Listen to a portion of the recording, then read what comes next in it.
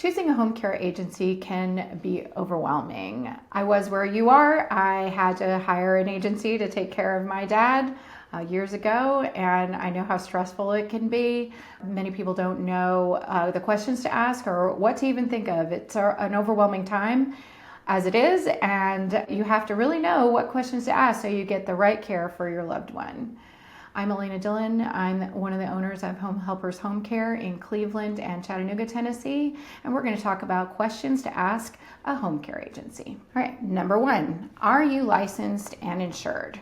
This is a really important question. There's a lot of reasons why you would want a licensed and insured agency, as I'm sure you can imagine, but you can verify that the agency that you are hiring has a license. You can ask for the number. You can check with the state, make sure they're in good standing. That's important. And also ensure compliance with state regulations and protect you from liability. If you can ask for their insurance, what kind of insurance they have, you can ask for a copy of it. They'll show it to you. So you can for their workers' comp, for their liability policy, ask for it. It's helpful. If you were to hire just a private caregiver, just somebody you might know or somebody might recommend, they're not going to have liability insurance.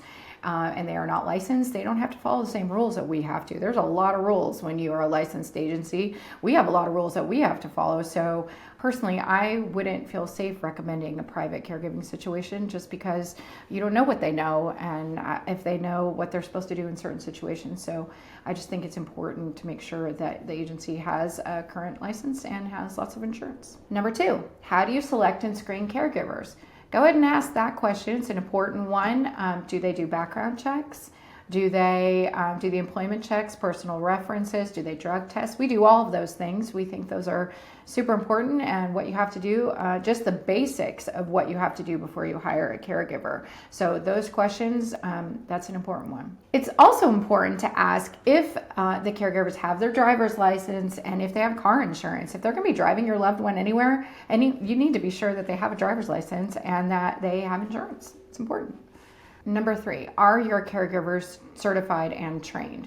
So ask what kind of training their caregivers have had, what kind of training they've gone through, and specifically if they have specific training, if your loved one has dementia, Parkinson's, some kind of special thing that they might need, something like a Hoyer lift training or any kind of specialized training, ask if they've had it. And that leads into the next question, number four, do you provide ongoing training for your caregivers?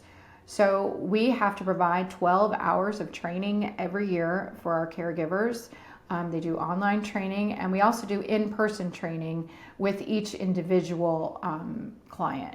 So make sure that they're actually have training for their caregivers every year, that they're renewing their certifications, and also that they're doing some in-person training specifically with your loved one so they can learn how to care for them properly. Number five, how do you ensure quality care? I think the first thing for sure is a detailed discovery call. Whenever you call an agency and you're asking for help and asking about what they do, they're not expressing their interest in listening to what you're saying about your loved one. I think that's a warning sign. But it's super important that they really care about your concerns and your specific loved one, that they're not just trying to, they're not interested. They need to be interested in what's going on with your loved one. An assessment at the hospital and or in the home. If your loved one is being discharged from hospital or nursing home, they should be able to come out and meet you and meet your loved one so they can do an assessment, find out all the care that's needed. We do that with every single client. We would go out and meet you and meet your loved one, make sure that we understand exactly what the needs are. So otherwise, how could we put together a care plan? How could we provide care properly? How could I know which caregiver we were going to give? So all of that is super important. We love to meet the clients. We love to meet your loved one, know who they are so we can match them up well, all kinds of things. So also be able to see the home so we can do a customized care plan so we can actually know what the needs are and we can help you assess what kind of equipment might help your loved one if they're coming out of a hospital stay or discharging from a nursing home. That's really important. They should also be willing to talk if they're coming out of a hospital visit or a nursing home rehab. They should be willing to talk to the social worker and get more detail. Also physical therapy, meet with physical therapy to see if there is anything that we can provide that is specialized for their to help them ambulate, to help them, lessen their fall risk, help them to do their exercises, any of those things. Those are really important. They should be creating a customized care plan for your loved one, not just something where they're checking off the boxes, writing notes. The customized care plan is very important to know exactly what your loved one's needs are. That should be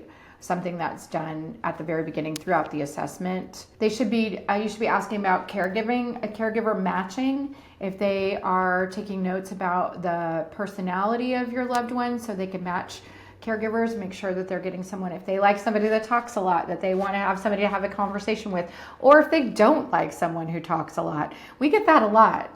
We get referred like, my caregiver's talking too much. So they don't want that. You have to know that ahead of time. So that's important. May ask if they do an introduction to the caregivers. We don't just send our caregivers out to the client with no introduction all by themselves, like, hey, here I am. No. Someone from our office will be there to introduce the caregiver, to explain and learn about the client, to understand what needs to be done, where everything is, and to make a good transition for your loved one so they feel comfortable, that they're not just getting this caregiver dropped in their lap. That's just not how we do things. And I think that's super important for everyone to feel more comfortable, for the caregiver to feel more comfortable, and for the client to feel more comfortable, that they are getting an introduction, all their needs are being met, and that we care about what they really want and what they need. Every time there is also ask if there's a change of caregiver. How do they do that? Do they just send a new caregiver? Are they going to communicate with you? Are they going to call you? Are they going to do an introduction? How does that process work? How are they choosing the caregiver? If someone calls out sick, what do they do? What is the process? It's really important to know, because it does happen. People call out sick. Sometimes people quit, things change. So you need to know what the process is if you lose your caregiver. Also ask if they're going to do regular check-ins. How are they going to communicate with you? How often are they going to communicate with you? Are they going to do check-ins? Are they going to do supervisory visits for somebody from the office going to come in and check and see how they're doing? Are they going to do surveys and see what you think? Are they going to ask you your opinion on how things are going? Are they going to ask the client how things are going and how they like the caregiver? We do 24-hour check-ins after the first shift and see what y'all think and how things are going, if things need to be changed. If everything went smoothly, we check in with the caregiver as well, make sure everything went well with them. 2-week check-in, we check to see if there are any updates on the care plan. A lot of times when people get changed, discharged from a hospital or a rehab, sometimes they're getting better and some things in their care plan need to be adjusted, and we need to add things, we need to change things, the timing of things or whatever. So the 2-week check-in is pretty important. And we do 4 visits a year. We do 2 supervisory visits and 2 survey visits. That's usually once a quarter, that we're actually physically in the home checking on the loved one and checking on the situation. But we call a lot. So we're on the phone a lot. We call and check in with our clients and with the families and with our caregivers. Number 6, what is the exact policy for replacing a caregiver? If a caregiver calls out sick, quits their job, gives notice, whatever happens, what is the policy for replacing your caregiver? And that, are they going to have somebody to fill in, or are they just going to let your loved one go without care? We have a lead caregiver program. We have several lead caregivers that if somebody calls out sick, we have somebody to send right away. Make sure that they're covered. Also, are you going to be notified? Are they going to communicate that? Are they going to communicate when somebody calls out sick? Are they going to call and let everybody know? So it's really important with the elderly to give them as much advance warning of everything as possible. They may not be happy about it, but they're going to be happier than somebody just not showing up, or a new caregiver not showing, or new caregiver showing up without notice. So it's really important. Communication is key. And that's something that you can notice as you're going through the process of hiring an agency, is just kind of keep an eye on how the communication is going. It's really important. Number 7, what makes them different from other agencies? For us, we really think, we've discussed communication. Communication is very important to us. We don't do it 100% perfectly, but it's a big deal. It's something we are always striving for, always working to do well and to do better. You will always reach a human being when you call our office. You're not going to get an answering machine.